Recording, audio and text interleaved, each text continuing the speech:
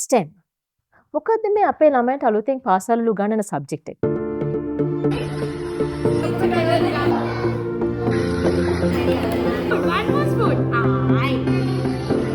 ලංකාවේ පාසල්වල මේ වෙනකොටත් STEM කියන සබ්ජෙක්ට් එක හඳුන්වලා දීලා තියෙනවා. සමහර පාසල්වල තියෙනවා, තවත් සමහර පාසල්වල මේ වෙනකොට හඳුන්වලා දෙන්න උත්සාහ කරනවා. ඉතින් මොකද්ද මේ STEM කියන්නේ?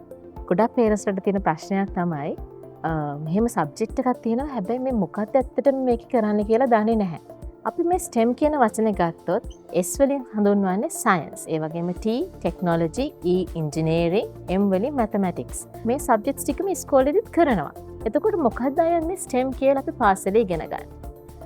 අපි මේ STEM කියන concept එක අලුතෙන් ගේන්න හේතු වෙන්නේ අපේ අනාගතයට අවශ්‍ය කරන, ඒ වගේම මේ වෙනකොට අපේ වර්තමාන ලෝකයේ අපේ ඉන්ඩස්ට්‍රි එකට අවශ්‍ය කරන විශේෂ ස්කිල්ස් වගේක් තියෙනවා. අපි උදාහරණයක් විදිහට ගත්තාම critical thinking, problem solving skills, ඒ වගේම imagination.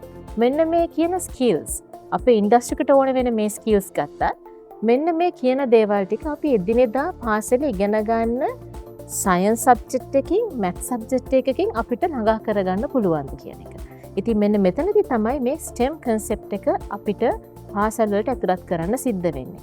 මොකද මේ STEM කියලා කියන්නේ අපි අච්චු පොතේ ඉගෙන ගන්න මේ science subject එක. අපි නැත්නම් කියනවා theory පාඩම් කරලා ඉවරලා විභාගෙට ලියන මේ content එක විතරක් නෙවෙයි. එතනින් එහාට ගිය දෙයක්. මේ science, technology, engineering, mathematics අපි පාසලේදී ඉගෙන ගන්න ගොඩක් වෙලාවට වෙන වෙන silos වල. අපි හිතනවා සයන්ස් කියලා කියන්නේ මේ අච්චු පොතේ තියෙන දේවල් ටික ඔක්කොම කටපාඩම් කරලා පේපර් එකේ ලියන එක විතරයි කියලා. හැබැයි මේ ඔක්කොම එකතු වෙනොත් අපිට නිර්මාණයක් කරන්න. උදාහරණයක් විදිහට ගත්තාම අපි සයන්ස් වලදී ඉගෙන ගන්නේ කොහොමද මේ ලෝකේ දේවල් සිද්ධ වෙන්නේ කියලා.